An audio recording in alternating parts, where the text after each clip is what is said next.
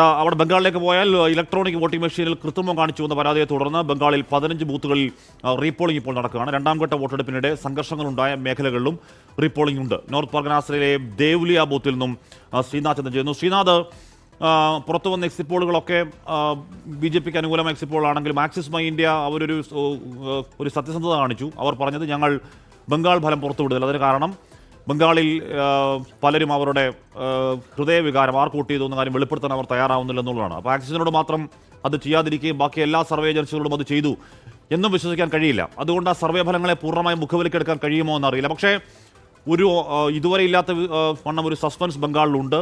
അതിന്നും ബൂത്തുകളിൽ പ്രകടമാണോ? ഏതെങ്കിലും മേഖലയിൽ സംഘർഷാവസ്ഥയുണ്ടോ ശ്രീനാഥ്?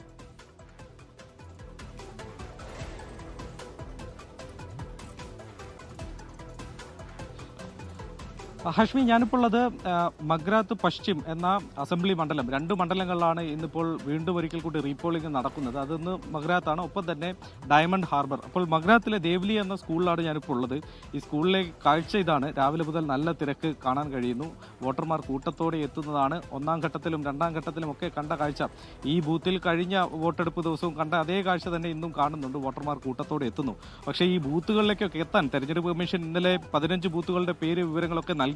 പക്ഷേ അതിലൊരൊറ്റ വിവരം പോലും നമുക്ക് ഗൂഗിൾ മാപ്പിൽ പോലും കിട്ടാത്ത പേരുകളാണ്. അന്വേഷിച്ച് ഇങ്ങോട്ട് എത്തണമെങ്കിൽ തന്നെ വലിയ ബുദ്ധിമുട്ടുണ്ട്. നല്ല വഴി പോലും ഈ സ്കൂളിലേക്കൊന്നുമില്ല. അല്പസമയം മുമ്പ് തെരഞ്ഞെടുപ്പ് കമ്മീഷന്റെ ചില ഉദ്യോഗസ്ഥർ വഴി തെറ്റി കഷ്ടപ്പെട്ട് ഇവിടെ എത്തി, പിന്നീട് ഇവിടെ നിന്ന് വഴി പറഞ്ഞു കൊടുത്ത ഉദ്യോഗസ്ഥരെ വഴക്ക് പറയുന്നതൊക്കെ നമുക്ക് ഇവിടെ നിന്ന് കാണാൻ വേണ്ടി കഴിഞ്ഞു.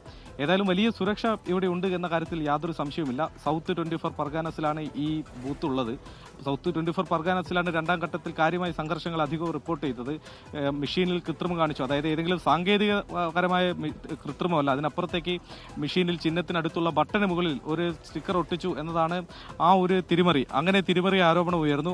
ഏതാണ്ട് 80-ലധികം പരാതികളെങ്കിലും തെരഞ്ഞെടുപ്പ് കമ്മീഷന് കിട്ടിയിട്ടുണ്ട്.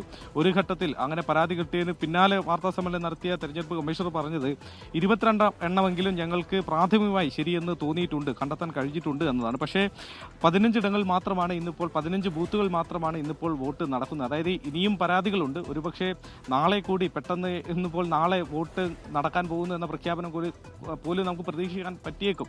ആ തരത്തിൽ പരാതികൾ ഇനിയും തെരഞ്ഞെടുപ്പ് കമ്മീഷന് മുന്നിലുണ്ട്. ഏതായാലും സംസ്ഥാനത്ത് ഒരു പൊരിഞ്ഞ പോരാട്ടം നടന്നു എന്ന കാര്യത്തിൽ യാതൊരു സംശയവുമില്ല.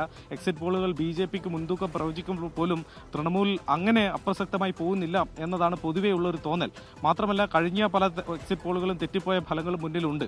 മാത്രമല്ല ഈ തെരഞ്ഞെടുപ്പ് കാലത്ത് ഈ പ്രചാരണമൊക്കെ കഴിഞ്ഞ് വോട്ടെടുപ്പ് കഴിഞ്ഞതിന് ശേഷം പോലും നടന്ന രാഷ്ട്രീയ നാടകങ്ങളൊക്കെ കാണുന്നുണ്ട്. അതുകൊണ്ട് തൃണമൂൽ കോൺഗ്രസ് പ്രതീക്ഷ വിടുന്നില്ല. പക്ഷേ അവർക്ക് കഴിഞ്ഞ കാലങ്ങളുണ്ടായ തരത്തിലുള്ള ഒരു ആത്മവിശ്വാസമില്ല എന്ന് മമതാ ബാനർജി അടക്കം നടത്തുന്ന നീക്കങ്ങളിൽ നിന്ന് നമുക്ക് പ്രത്യേകം മനസ്സിലാക്കാൻ വേണ്ടി കഴിയുന്നുണ്ട്. കഴിഞ്ഞ ദിവസം അർദ്ധരാത്രി കണ്ട രാഷ്ട്രീയ നാടകം, ഒരു വോട്ടിംഗ് മെഷീൻ സൂക്ഷിച്ച ഇടത്ത് മമതാ ബാനർജി പോകുന്നതും പിന്നീട് 3 മണിക്കൂറിലധികം അതിനകത്ത് അവർ ഇരിക്കുന്നതും പുറത്ത് വലിയ സംഘർഷം ഉണ്ടാകുന്നതൊക്കെ നേരിട്ട് നമ്മൾ പ്രേക്ഷകരിലേക്ക് എത്തിച്ചതാണ്. ആ തരത്തിൽ തൃണമൂലിനെ സംബന്ധിച്ചിടത്തോളം അവർ പ്രതീക്ഷ പൂർണ്ണമായി കൈവിടുന്നില്ല എങ്കിൽ പോലും അവർക്കൊരു ആശങ്കയുണ്ട്. മമതാ ബാനർജിക്ക് പോലും അതുണ്ട് എന്ന കാര്യത്തിൽ യാതൊരു സംശയവുമില്ല. ഇങ്ങനെയൊക്കെയുള്ള ഒരു സാഹചര്യത്തിലാണ് ഇപ്പോൾ വീണ്ടും ഒരിക്കൽ കൂടി റീപോളിംഗ് നടക്കുന്നത്. 15 ബൂത്തുകളിലാണ് റീപോളിംഗ് നടക്കുന്നത്.